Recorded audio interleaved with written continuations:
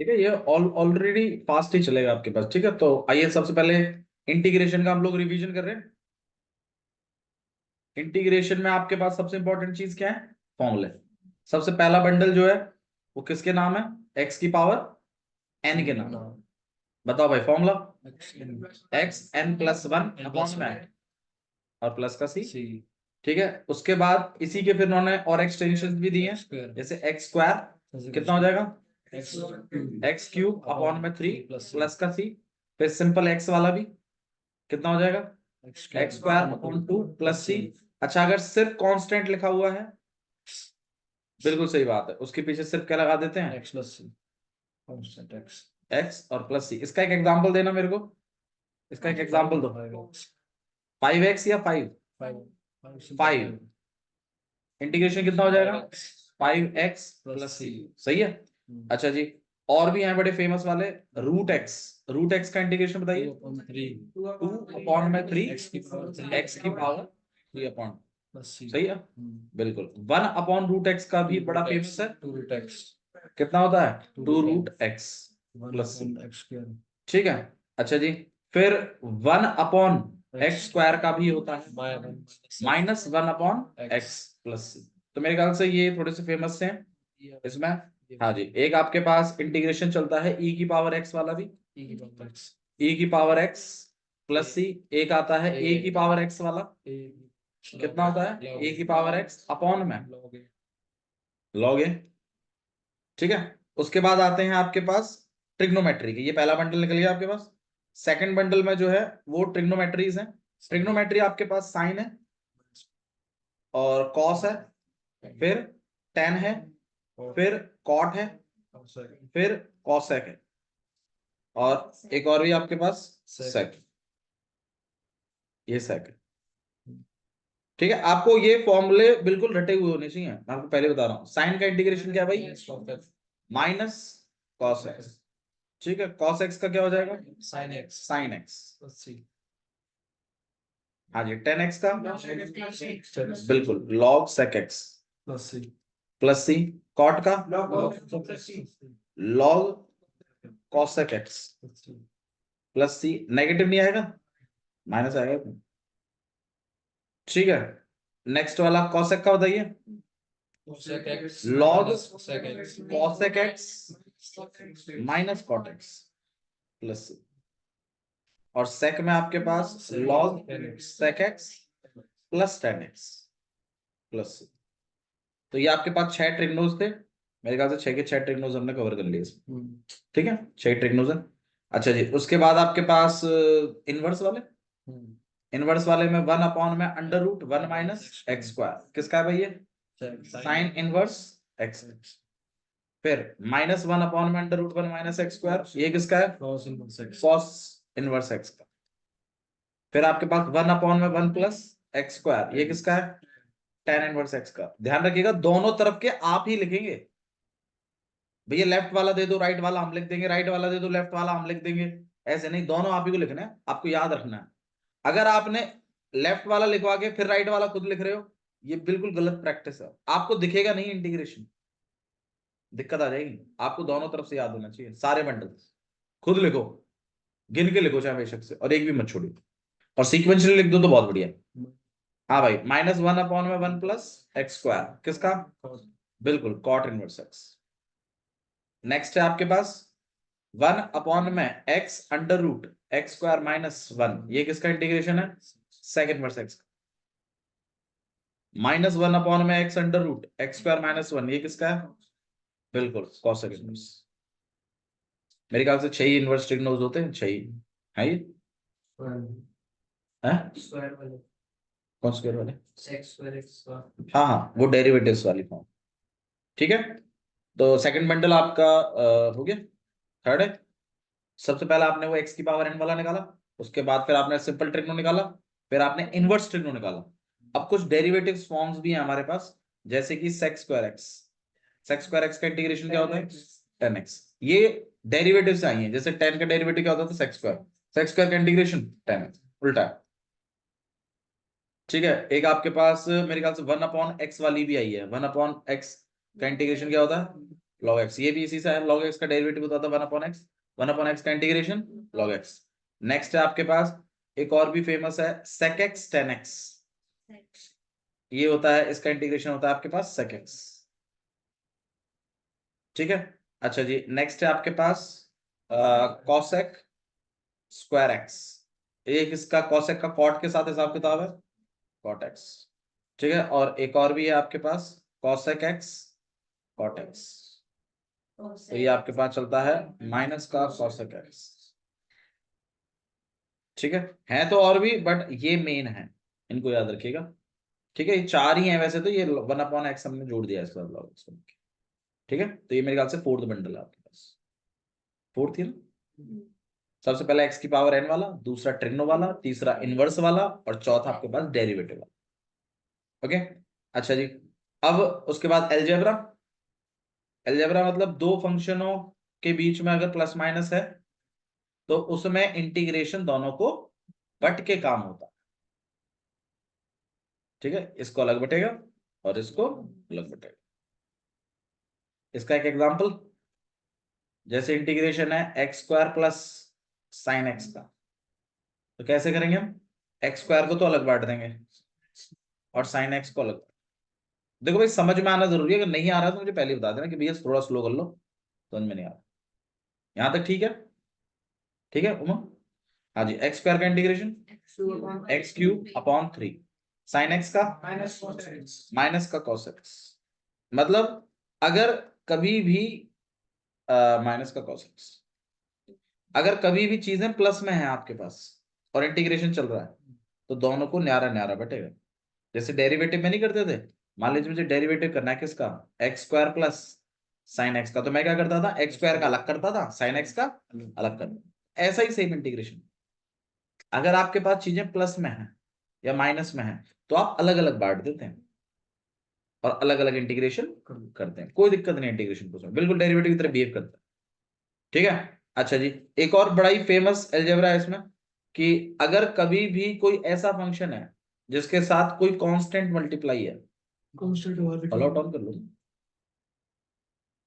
वहां का उन्होंने वो गेट खोल रखा है, फिर ये ड्रॉ ये भी खुल रहा है, वो पल्ला वाला भी खुल रहा है, सब खुल रहा है, तो मच्छर अच्छा तो आएगा अंदर।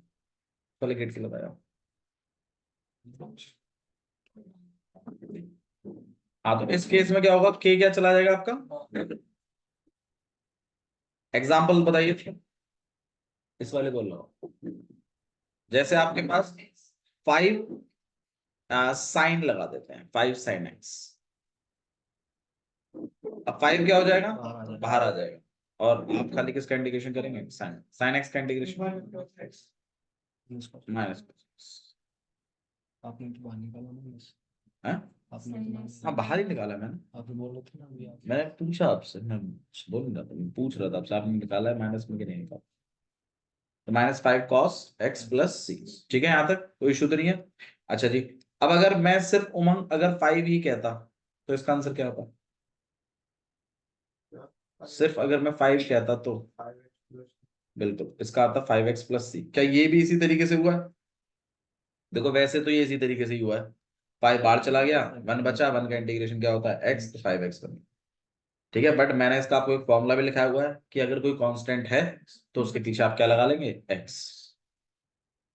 ठीक है, अच्छा जी, और बाकी इसमें मेरे ख्याल से प्लस माइनस और ऐसे कांस्टेंट निकालने का एक है हिसाब किताब। बाकी ना तो इंटीग्रेशन में प्रोडक्ट रूल होता है, ना इंटीग्रेशन में कोई डिवीजन रूल होता है। तो उस केस के लिए फिर हमारी कोशिश होती है कि हम भी चीजों को प्रोडक्ट से और डिवाइड से बाहर निकालें, मैथ्स यूज करके। ठीक है, ताकि हमारे वो क्वेश्चंस बने, क्योंकि प्लस माइनस में अगर है मामला तो सही है, मल्टीप्लाई में है तो प्रॉब्लम है। इंटीग्रेशन में मल्टीप्लाई का कोई उपचार नहीं है, थोड़ा आगे चल के पता चलेगा आपको। एक आइलेट नाम की एक और चीज होती है, उसमें आप प्रोडक्ट कर लेते हैं तो प्रोडक्ट ऑफ इंटीग्रेशन भी कह देते हैं। ठीक है, डिवाइड का नहीं है ऐसा कुछ, डिवाइड भाई देखो, देखो डिवाइड एक्चुअली मैं तो बताता हूँ, बहुत बच्चे कहते हैं भाई डिवाइड और प्रोडक्ट अलग अलग है। देखो अगर मान लीजिए ऐसा है, ऐसा है, तो क्या आप इस चीज को ऐसे नहीं लिख सकते, तो डिवाइड कुछ नहीं होता बल्कि प्रोडक्ट का ही एक फॉर्म है। ठीक है, तो अगर वो चीज अगर प्रोडक्ट में काम कर रही है तो वो ऑब्वियस सी बात है, और किस में काम कर सकती अगर है, साइन डिवाइड में। नीचे होता तो कोई दिक्कत नहीं, सेम चीज ही तो फॉलो होगी। साइन और लेट करना पड़ेगा। नहीं, लेट करना पड़ता वो एक अलग बात है, मैं लेट की बात नहीं कर रहा हूँ। साइन मतलब है ना मैं अभी अभी ऐसी कोई बात नहीं कर रहा हूँ, मैं खाली आपको बता रहा हूँ कि डिवाइड को आप मल्टीप्लाई भी समझ सकते हैं, ये कह रहा हूँ। मैं इस पर कोई और खास एक्सप्लेनेशन नहीं दे रहा हूँ। क्लियर है? तो हमारी कोशिश होनी चाहिए कि कोई भी चीज डिवाइड में ना जाए, और अगर डिवाइड में जा रही है तो फिर हम उसको हटाने की कोशिश करें। अच्छा जी, कुछ इंटीग्रेशंस, जैसे मान लीजिए साइन 2x है, क्या मैं इसका इंटीग्रेशन कर सकता हूं? आंसर है, देखो अभी इस केस में आप नहीं कर पाएंगे, क्योंकि जितने भी फॉर्मूले मैंने अभी आपको लिखाए हैं वो आपके लिए अभी इंटीग्रेटेड फॉर्म्स हैं, आपको उनका इंटीग्रेशन पता है। साइन 2x का मैंने आपको एज सच कोई इंटीग्रेशन अभी तक बताया नहीं है, ठीक है? तो इस केस से बचने के लिए वो एक मेथड का यूज करते हैं, उस मेथड को क्या कहते हैं हम लोग? Substitution method.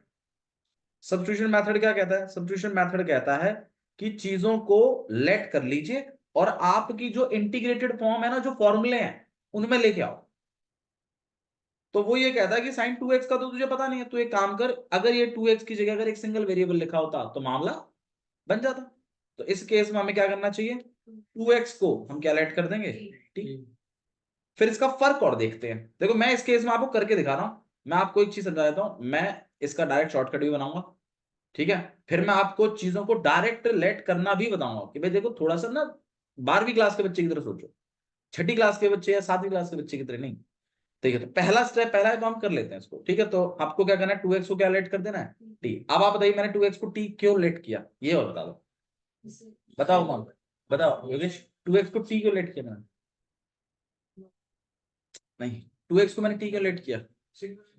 ताकि वो सिंगल वेरिएबल बन जाए, क्योंकि मेरे पास साइन x का इंटीग्रेशन है, साइन 2x का नहीं है।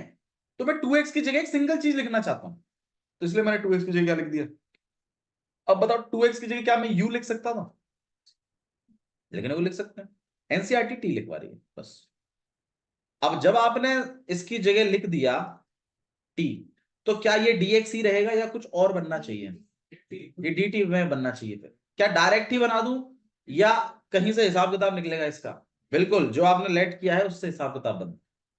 आपने क्या करना है, यहाँ पे डिफरेंशिएट करना, ये बताएगा आपको कि कितना dx कितने dt के बराबर है विद रिस्पेक्ट टू x। यहाँ पे 2x का डेरिवेटिव कर रहे हैं कितना? 2। t का करेंगे कितना? dt अपॉन में dx परे के भेज दिया, और यहाँ आ गया dt अपॉन में 2।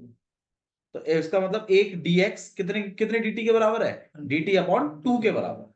हमारा 2x को t लेट करना हमारे dx पे dt अपॉन 2 का प्रभाव डालता है, ये है इसका मतलब।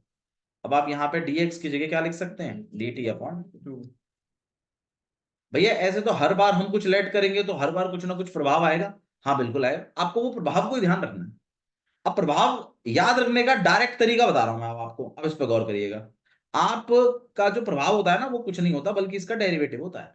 आप खुद देख लीजिए भाई, 2x का डेरिवेटिव क्या है? 2। वही चीज तो अपॉन में गई है, बाकी तो सब सेम ही है। अब कल को एंटी डेरिवेटिव और इंटीग्रेशन एक ही बात होती है। हाँ हाँ, अब कल को अगर मान लीजिए मैं 5x स्क्वायर लेट करूं, मान लीजिए, अब बताइए प्रभाव क्या होगा? मैं डायरेक्ट लिखूंगा dx equal to dt upon में 10x। बता दो भाई, कोई दिक्कत है इसमें? मैंने कुछ नहीं किया, इसका डेरिवेटिव कर दिया, कितना हो गया? 10x। t का क्या लिख दिया मैंने? dt अपॉन dx, dx परे के भेज दिया, dx नीचे खींच दिया, यही आएगा। देखो मैं बस खाली आप लोगों से ये बीच वाला स्टेप और छुड़वाना चाहता हूं। मैं ये चाहता हूं कि बच्चा इसको लिखते ही समझ जाए कि मेरा dx कितने क्या हिसाब के बराबर बैठे। क्या आप ऐसा कर सकते हैं? क्योंकि अगर आप ऐसा कर सकते हैं तो आप एक लेवल और ऊपर जा रहे हैं इंटीग्रेशन। ठीक है, तो मैं अगर मैं 2x को टी लेट करता हूं तो मेरे पास dt अपॉन 2 आएगा, अपॉन में 2 आएगा, ये समझना। और अपॉन 2 कोई फर्क डालेगा क्या इंटीग्रेशन पे? आंसर है नहीं, ये 2 तो बाहर निकल जाएगा आपका, और आपके पास रह जाएगा साइन टी dt। और मुझे भी ऐसा ही चाहिए, अगर पीछे dt चल रहा है तो फंक्शन मेरा किसका चलना चाहिए? t का ही चलना चाहिए। और साइन t का इंटीग्रेशन क्या आप जानते हैं? जरा यस, आपने फॉर्म बदल दिया, समझिए ना, आपने सब्स्टिट्यूट कर दिया, इसलिए इस मेथड का नाम भी क्या है? Substitution method. तो आपने क्या किया यहाँ पे? साइन टी का इंटीग्रेशन क्या होता है भाई? माइनस कॉस टी प्लस का सी। अब टी की वैल्यू आप वापस डाल दीजिए, क्योंकि आपका क्वेश्चन ही एक्स में था, तो आपके पास यहाँ पे 2x plus this is the answer. Fast तो नहीं हो रहा? ठीक है, समझ में आ रहा है? अच्छा जी, अब ऐसा अगर मैं आपको एक और बार क्वेश्चन करने के लिए बोलूं तो आप भी बोर फील करेंगे कि यार भैया वही वाली बात करवा रहे हैं दोबारा। अब हमें इस केस में क्या करना है, 7x को फिर लेट करना है। अपॉन में क्या आएगा वो और बता दो आप मुझे। dx की जगह में क्या लिखना चाहिए मुझे, dt अपॉन 7। मैं बस डायरेक्ट चाहता हूँ। फिर आप क्या कर देंगे यहाँ पे sin t, और यहाँ पे dt अपॉन 7, 7 को बाहर फेंक दिया, sin t का माइनस का cos t, t की जगह आप क्या लिख दीजिएगा 7x अपॉन में 7 और प्लस c। अब मैं अगर आपको मान लीजिए, अब मैं अगर आपको cos x का दे दूं तो आप फिर बोर फील करेंगे। तो उन्होंने बोला यार ये बार बार ये नाटक करने की बजाय अगर तुम्हें पता ही है अपॉन में 7 आना है तो इसका एक शॉर्टकट बना लेते हैं। शॉर्टकट क्या है कि कभी भी अगर आपके पास ऐसा इंटीग्रेशन आता है जिसमें लेट करने पर सिर्फ कांस्टेंट का प्रभाव पड़ता है, ठीक है, तो आप इस काम को डायरेक्ट कर दीजिए। कैसे? जो ट्रिग्नोमेट्री है उसका तो इंटीग्रेशन कर दो। कॉस का इंटीग्रेशन क्या होगा, साइन। एंगल को सेम चला दीजिए, ठीक है, और अपॉन में इस जो आप एंगल था उसका डेरिवेटिव लिख दीजिए और प्लस का क्या कर दीजिए। ये डायरेक्ट है मामला, और ये चीज आपको सीखनी है कि कल को अगर मैं आपसे कहूं, अब आप थोड़ा सा देखिएगा, आइए देखते हैं आप में से कितनों को फॉर्मूला याद हुआ था। मान लीजिए कल को मैं यहाँ पे 10 3x लिख दूं और मैं आपको बोलूं इसका इंटीग्रेशन कर दो। अब आप बताओ 10 का इंटीग्रेशन क्या है? 3 बताओ। 10 10 का भी बताया था ट्रिग्नोस में, सेक्स लॉग सेक्स 10 का सेक के साथ हिसाब किताब है, कॉट का कोसेक के साथ हिसाब किताब। तो लॉग सेक 3x और अपॉन में 3 और प्लस ये आएगा डायरेक्ट। आपने ट्रिग्नो का क्या करना है, इंटीग्रेशन, ठीक है। एंगल को सेम ही चलाते रहिएगा, कोई दिक्कत नहीं है। जहां एक साथ जहां वो आ रहा है वहां 3x चला दीजिए और अपॉन में क्या लिख दीजिए, उसका डेरिवेटिव। लेकिन ये लिखना तभी है जब यहां एंगल आपको एक कांस्टेंट दे रहा हो। क्या दे रहा हो? कल को अगर मान लीजिए क्वेश्चन ये आ जाए साइन 7x² और आप बोले कि भैया ने बताया था कि साइन का क्या कर देना है माइनस कॉस 7x² और अपॉन में क्या कर देना है इसका डेरिवेटिव, तो 14x और प्लस c। तो ये गलत है, नहीं ये आएगा ही नहीं, ऐसे नहीं करना है इसको। तो मतलब अगर एंगल कांस्टेंट दे रहा है ना तो ये शॉर्टकट लगाना है, अगर कांस्टेंट नहीं दे रहा ना तो नहीं लगाना। या फिर कैसे करेंगे, तो कोई और तरीका होगा करने का, वो हम देखेंगे क्या चीज, लेट वेट करके भी नहीं होगा मामला, देखेंगे। हाँ, वो जो भी चीज है। मेरी बात समझ में आ रही है? ये शॉर्टकट कब लगाना है, ये शॉर्टकट आपको तभी लगाना है जब आपका एंगल सिर्फ एक कांस्टेंट दे रहा, जिसका डेरिवेटिव कांस्टेंट दे, तब लगा दो, कोई दिक्कत नहीं। और यही टेक्निक आप e की पावर में भी फॉलो करेंगे। जैसे मान लीजिए e की पावर 7x है तो इसको भी डायरेक्ट कर देंगे आप। e की पावर 7x का इंटीग्रेशन होगा e की पावर 7x अपॉन में 7 प्लस c। लेकिन अगर कहीं ऐसा हुआ e की पावर x²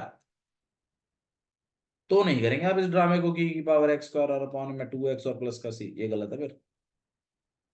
मतलब जो चीज तुम लेट कर रहे हो उसका फर्क अगर कांस्टेंट है ना तब तो फॉर्मूले लगा दो, मतलब शॉर्टकट लगा दो, तब कोई दिक्कत नहीं है।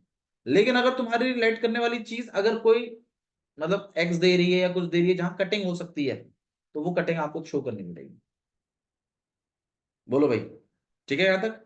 ठीक है, तो इसी के बेस पर रख के उन्होंने आपकी पहली एक्सरसाइज दी है पूरी की पूरी। आइए चलिए क्वेश्चन निपटा दें फटाफट। ठीक है, सेकंड पे चलेगी, हो गई है फर्स्ट, सेकंड पे जाइए, सेकंड हो जाए थर्ड पे जाए, मुझे करके दे दे इसी में ताकि तेरे घर का होमवर्क खत्म हो जाए। एक्सरसाइज 7.1,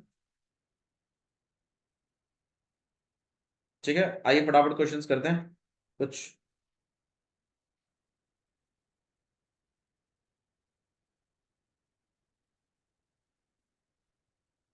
आज ये प्रोबेबिलिटी का टेस्ट हुआ है, कैसा किए पूरे नंबर आएंगे आएंगे? बस, मतलब पता भी इनका टेस्ट है। अच्छा। लेकिन उसमें ना उन्होंने एक मीन डिफरेंस वाला क्वेश्चन दे दिया, ओहो। वो 4 नंबर का आता ही नहीं था। अरे वाह। डिफरेंस वाला। हाँ भाई साइन 2x कर दोगे, पहले बता दीजिए मुझे, जो आपसे हो जाए वो बता दीजिए।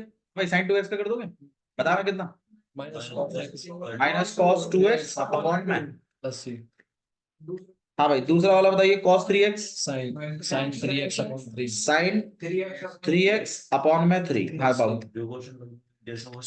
हाँ हाँ बिल्कुल, e की पावर 2x का ए की पावर 2x अपॉन 3 e की पावर 2x अपॉन में 2, सही है। ओके नेक्स्ट है आपके पास ax प्लस b का होल स्क्वायर। अब मुझे एक बात बताइए, ऐसा आपको मामला कराया नहीं गया, इस पूरे की जगह अगर सिंगल वेरिएबल लिखा होता तब तो सही। इसको करने के दो तरीके हैं, आप या तो a प्लस बी का होल स्क्वायर खोलिए, और या तो आप इस चीज को टी लेट कर लीजिए। अच्छा इस चीज को टी लेट करना क्या प्रभाव डालेगा, अपॉन में a आएगा भाई, ax प्लस बी अगर आप लेट करते हैं, मैंने बताया था अपॉन में क्या जाना चाहिए, वो आपको क्लिक होना चाहिए डायरेक्टली, इसका डेरिवेटिव तो जाएगा। तो मैं एक काम करता हूं, मैं यहाँ dx लिख देता हूं और यहाँ पे dt अपॉन में, हाँ भाई डेरिवेटिव बता दो इसका, अब बता दीजिए, इसका डेरिवेटिव नहीं कर पा रहे तो बताओ, बोलो। ठीक है, ax का a बाहर चला जाएगा, x का 1 तो a ही बचेगा, b का क्या हो जाएगा 0 तो a ही आएगा, बोलो कंचन। ठीक है, तो इसका मतलब हम इस चीज को लिखेंगे t का स्क्वायर अपॉन में, मतलब dt अपॉन में a तो बाहर चला जाएगा, और आपके पास टी स्क्वायर dt, ये भी चाहिए dt के साथ टी स्क्वायर ही चलना चाहिए, टी स्क्वायर का क्या बनेगा टी क्यू अपॉन में 3, तो यहाँ पाएगा 1 upon a T Q upon में 3 और प्लस का c, और फिर आप t की वैल्यू डाल देंगे, तो मतलब ax प्लस बी होल का क्यू अपॉन में 3a और प्लस c। ठीक है, अच्छा जी, इसी चीज को हम एक बार और लिख रहे हैं, integration of ax plus b whole का स्क्वायर dx, दोबारा कर रहे हैं भैया हम इसको, ax प्लस बी को आपने क्या माना t, सही है।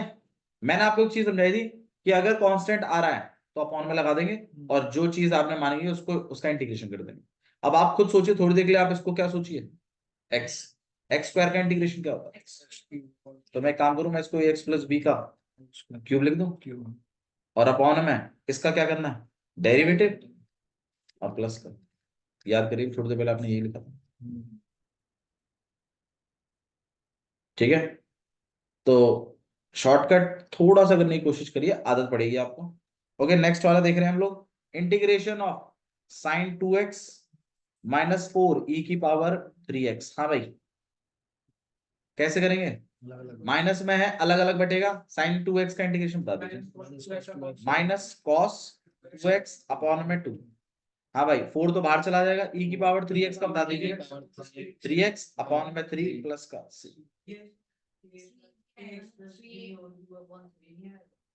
किसका होल क्यू, हाँ अपॉन में 3 आएगा, सॉरी सॉरी, एक्स स्क्वायर का इंटीग्रेशन होता है एक्स क्यूब अपॉन में 3, हाँ हाँ बिल्कुल सही सही बात, गुड।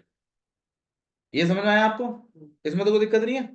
ठीक है नेक्स्ट वाला, मतलब माइनस प्लस में हो मामला तो सही है, अगर कोई ऐसी चीज आ जाए तो उस पूरे को लेट करके देख लो, लेकिन लेट का प्रभाव कांस्टेंट हो तो बहुत बढ़िया है। ठीक है नेक्स्ट वाला देख रहे हैं भाई,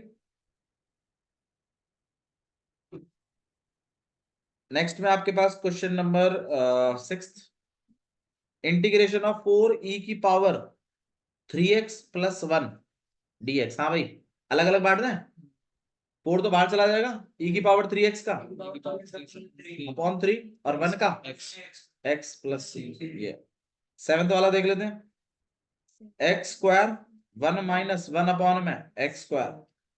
हाँ भाई ये पहली बार आया आपके पास मल्टीप्लाई का, तो मल्टीप्लाई में तो मैंने आपको फंसने के लिए सीधा सीधा मना किया हुआ, मल्टीप्लाई में मत फंसिए।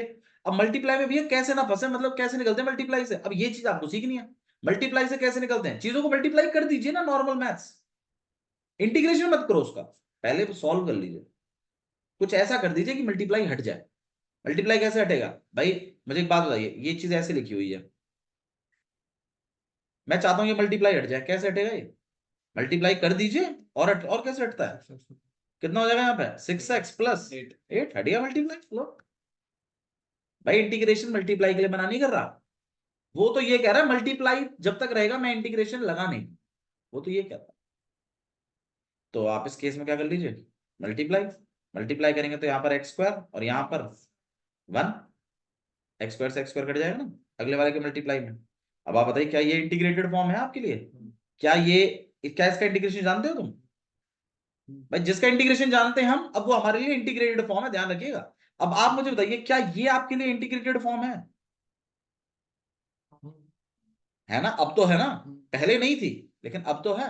तो आपकी इंटीग्रेटेड फॉर्म की पहचान बढ़ती जाएगी जैसे जैसे आपका इंटीग्रेशन बढ़ता जाएगा। ठीक है, पहले आपके लिए ये इंटीग्रेटेड फॉर्म नहीं थी लेकिन अब ये भी आपके लिए क्या है?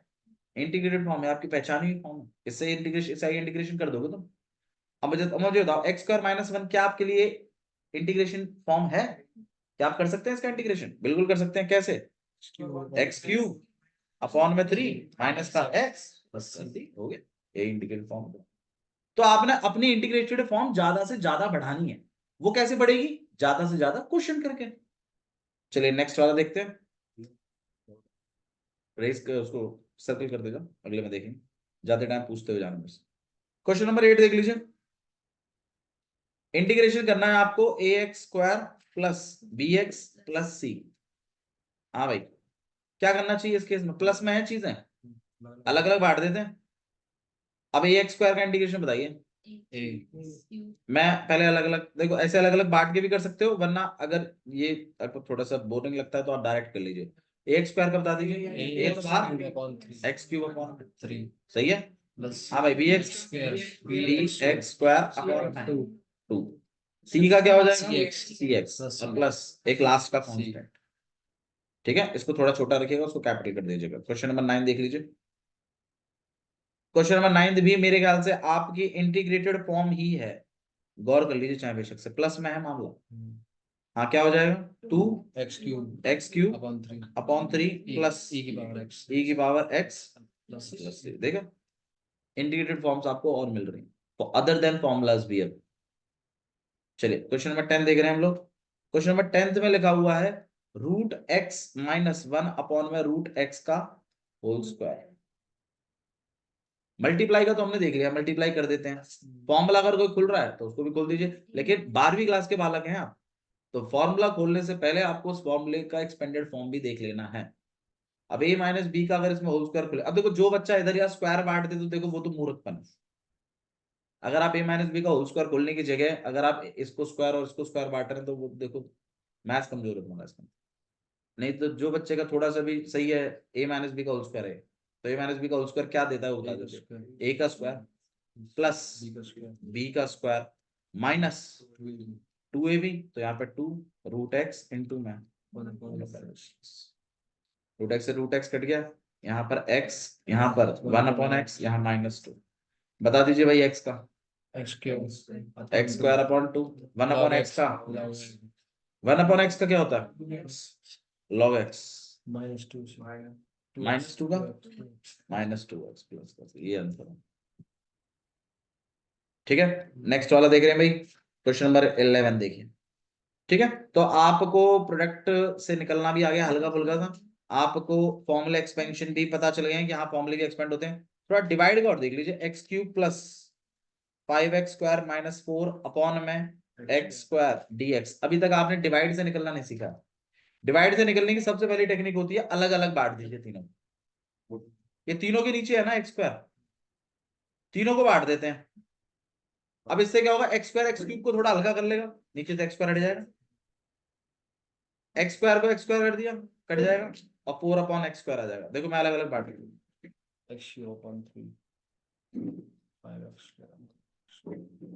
और माइनस 4 अपॉन में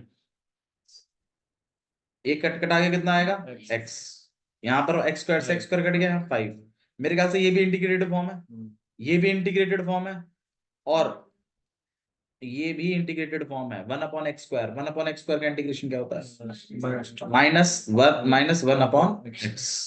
ठीक है, तो x का क्या हो जाएगा आपके पास? एक्स स्क्वायर अपॉन 2, 5 का 5x, इसका -4 अपॉन x। मेरे ख्याल से 1 प्लस आना चाहिए था, प्लस कर। या आप देखो, मैं इसको थोड़ा सा और आप इस तरीके से सोचिएगा, -4 बाहर निकल जाएगा, आपके पास रह जाएगा 1 upon x square. 1 upon x square का क्या होता है? -1 upon x, minus minus plus, तो यहाँ पर 4 अपॉन थोड़ा सोच के करेंगे तो कर पाएंगे। ठीक है, क्वेश्चन नंबर 12 देखिएगा, 12। ठीक है, सेम इसी टेक्निक पर रखकर उन्होंने इस तरीके से एक और क्वेश्चन भी पूछ लिया आपसे। X cube plus 3x plus 4 upon में रूट एक्स dx। हाँ भाई बताइए क्या करना चाहिए, अलग अलग बांट देना चाहिए इस केस में भी। ठीक है, तो यहाँ पर एक्स क्यूब अपॉन में रूट एक्स, 3x अपॉन में रूट एक्स और 4 अपॉन में रूट एक्स। मेरे ख्याल से रूट एक्स का मैंने आपको अपॉन वाला भी लिखवाया हुआ है, 2 root x. 1 upon root x का क्या होता है 2 रूट एक्स, और रूट एक्स का क्या होता है 2 अपॉन 3 एक्स की पावर 3 अपॉन 2। मैं मेरे आज मुझे तो एक्स अपॉन में रूट एक्स है, क्या इस रूट एक्स से 1 बार और ये रूट एक्स कट जाएगा। ठीक है, और इसमें इसको कैसे डील करोगे, बिल्कुल भाई देखो रूट का मतलब क्या होता है 1/2 पावर। जब ये चीज ऊपर जाएगी तो ये नेगेटिव में, डिवाइड में है ना, तो डिवाइड में आपकी पावर है कुछ ऐसे काम करती है, -1/2। यहाँ पर 3 रूट एक्स, यहाँ पर 4 अपॉन में रूट एक्स। ये कितना हो जाएगा 3 2 6 और 5। ध्यान रखिए इंटीग्रेशन नहीं हुआ है, अभी सिंपल मैथ चल रहा है, बस इंटीग्रेशन नहीं किया मैंने अभी तक। अब आप बताइए क्या तीनों इंटीग्रेटेड फॉर्म है, इसका क्या करोगे +1, तो +1 में भाई 5/2 में +1 करोगे और यही चीज नीचे भी लिखोगे। अब देखो इसका डायरेक्ट भी देखो, 2 1 2 प्लस 5 7/2। 7/2 नीचे आएगा तो घूमेगा वो, तो यहाँ पे आएगा 2 अपॉन में 7 एक्स की पावर 7/2। हाँ भाई 3 तो बाहर चला गया, रूट एक्स का बता दो, 2 अपॉन में 3 एक्स की पावर 3 अपॉन में रूट एक्स का 1 अपॉन रूट एक्स का क्या होता है 2 रूट एक्स। 3 से 3 कट गया, यहाँ पे 2 एक्स की पावर 3/2, यहाँ पे 4 2 से 8 रूट एक्स।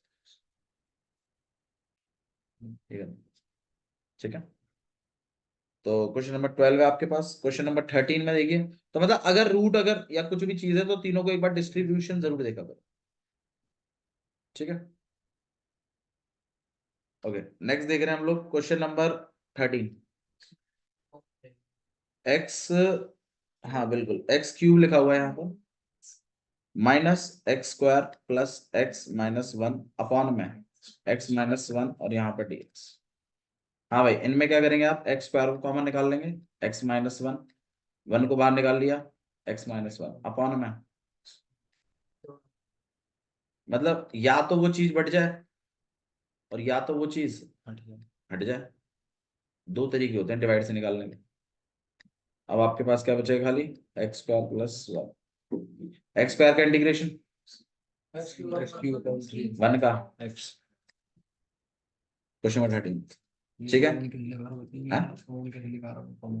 बाबू स्टार्टिंग के दो में से कॉमन निकालो, पीछे के दो में से कॉमन निकालो, x³ और x² में से क्या कॉमन निकाल दिया x², क्या बच गया एक x, और पीछे क्या बच गया 1, पूरा x² ही चला गया बाहर तो 1 बच गया। इन दोनों में क्या कॉमन निकाला, कुछ भी नहीं है तो 1 निकाल दिया, तो x-1 ब्रैकेट के अंदर तो मुझे वैसे भी सेम चाहिए था, जो ब्रैकेट के अंदर वाले होते हैं उनको एक तरफ और जो बाहर वाले होते हैं उनको नीचे वाला, एग्जैक्ट कट गया। हाँ मतलब आप ऐसे सोचिए ना, ये चीज और ये चीज, अब मैंने दोनों में से कॉमन निकाला है, तो जो चीज मल्टीप्लाई में साथ में लिखी हुई है वो तो दोनों में से कॉमन खींच सकते हो ना, जो अंदर रह गया वो एक ब्रैकेट में चला जाता है। ठीक है, क्वेश्चन नंबर 14 देख लीजिए, 1 - x रूट एक्स। बताओ भाई, मैंने अभी बताया था प्रोडक्ट रूल से कैसे निकालते हैं, मल्टीप्लाई ही कर देते, तो मल्टीप्लाई कर देते तो भाई बता दीजिए मल्टीप्लाई करें कितना होने वाला है, रूट एक्स माइनस एक्स की पावर 3/2। देखो ये थोड़ा सा ना याद रखा करो इन चीजों को, रूट एक्स ये मतलब बहुत जगह हो भी रहा है, तो बच्चा रट ले तो ज्यादा अच्छा है। ठीक है, ये चीज बहुत जगह यूज हो रही है, एक्स इंटू रूट एक्स, तो क्या होता है एक्स की पावर 3/2। अब आप बताइए इंटीग्रेटेड फॉर्म है, क्या लिखूं इसको 2/3 एक्स की पावर 3/2। अब इसमें भी बढ़ा दीजिए +1 5/2, तो यहाँ पे 2/5 एक्स की पावर 5/2। अच्छा वैसे जब एक बढ़ानी होती है ना +1, तो आपको इसका भी शॉर्टकट बता देता हूँ, इसमें इसको प्लस ही कर देते हैं, तो कितना हो जाता है 5, नीचे वाला सेम चल जाता है, साइड वाले को पलट के लिए। अब मुझे बताओ x की पावर 7/3 है, बताना कितना लिखूं? 10 x की पावर 10/3 और 3/। ठीक है, so this is question number 14। 15 वाला भी आप कर पाएंगे, 16 वाला भी कर पाएंगे, 17 भी कर पाएंगे, 18 मैं आपको थोड़ा सा बता देता हूँ, वैसे 18 भी कर पाएंगे हाँ जिनको आता है वो कर लेंगे, ऐसी कोई दिक्कत नहीं। Question number 18, sec x plus 10x। देखिए इस तरीके से पढ़ना पड़ेगा आपको इंटीग्रेशन को, जैसे हम करवा रहे हैं, बार बार पढ़ेंगे आ जाएगा। मल्टीप्लाई कर लेते हैं, कितना हो जाएगा? अब आप बताइए क्या सेक स्क्वायर का इंटीग्रेशन है आपके पास? बिल्कुल है, ये तो आपकी जान पहचान का ही है। सेक स्क्वायर का क्या होता है 10x, सेक एक्स 10x का क्या होता है सेक एक्स। अब जिसको नहीं आता भैया वो डोलता रहे, फॉर्मूला नहीं आता तो कैसे बनेगी बात। पर सेक स्क्वायर देखकर सेक एक्स 10x देखकर आपको क्लिक होना चाहिए, कि तभी क्लिक होगा जब आप दोनों तरफ से लिख पाएंगे। इसलिए मैं कह रहा हूं बंडलों को बार बार लिखो, 4-5 बार। मैं खुद लिखता हूं, हम भूल जाते हैं भैया, फिर लिखते हैं। मैं हमें तो क्वेश्चन करने हैं ना, ठीक है। तो 1-2 बार लिखने से बात नहीं बनी, कम से कम 6-7 बार लिखिए और एक भी मिस मत करिए, तब है कोई बात। और दूसरों की कॉपी में लिख दीजिए, बिगाड़ते रहो दूसरों की कॉपियों को, उनमें लिखते रहो, आपकी प्रैक्टिस। वो देख देख, ना देखे ना देखे। चले भाई, क्वेश्चन नंबर 18 हो गया। क्वेश्चन नंबर 19 देख लीजिए। सेक स्क्वायर एक्स अपॉन में cosec square x dx. sin square x upon cos अब देखो सेक और कॉसेक का मामला अभी तक हमने ऐसा कुछ किया नहीं है। अभी तक हमने जितने भी डिवाइड वाले देखे थे उसमें ऐसा देखा था कि हम अलग अलग डिस्ट्रीब्यूट कर देते, बस ऊपर सिंगल चीज है, तो डिस्ट्रीब्यूशन का मामला भी इसमें है नहीं। लेकिन साइन कॉस के बारे में भी हमने कुछ तो सुना हुआ है, क्या भाई साइन कॉस बड़ी अच्छी चीज है। तो अगर मैं सेक स्क्वायर को क्या लिख दूं 1/cos²x, और कॉसेक को क्या लिख दूं 1/sin²x, और इसको रेसिप्रोकल करूं तो sin²x ऊपर चला जाएगा और cos²x, और ये बनेगा आपके पास इंटीग्रेशन ऑफ tan²x। अब एक्चुअली में मैंने अभी तक आपको सिखाया नहीं है, बट ये एक बंडल है जो हम इसके बाद सीखेंगे कि स्क्वायरों को इंटीग्रेट कैसे करते हैं। मैंने सिंपल ट्रिग्नो सिखाया हुआ आपको, लेकिन स्क्वायरों को नहीं सिखाया, क्यूब नहीं सिखाया मैंने। मैं आपको दोनों बंडल्स लिख के दूंगा। tan² के इंटीग्रेशन के लिए इसको फॉर्मूले में कन्वर्ट कर देते हैं, sec²x -1, जानबूझ के सेक वाले में जो 10th क्लास में थे, याद करो 1 + tan² को आप क्या लिखते थे sec²x, तो tan² को क्या लिख सकते हो sec²x -1। ये फेमस है, ध्यान रखिएगा, ये ऐसा आप इंटीग्रेशन में जाने कितनी जगह करेंगे tan² को। tan² का इंटीग्रेशन का तरीका है ये, sec²x -1 फॉर्मूला लिखते हैं और फिर sec² का इंटीग्रेशन आता है और 1 का भी आता है। sec² का बता दीजिए 10x और -x और प्लस, ऐसे निपटाते हैं tan² को।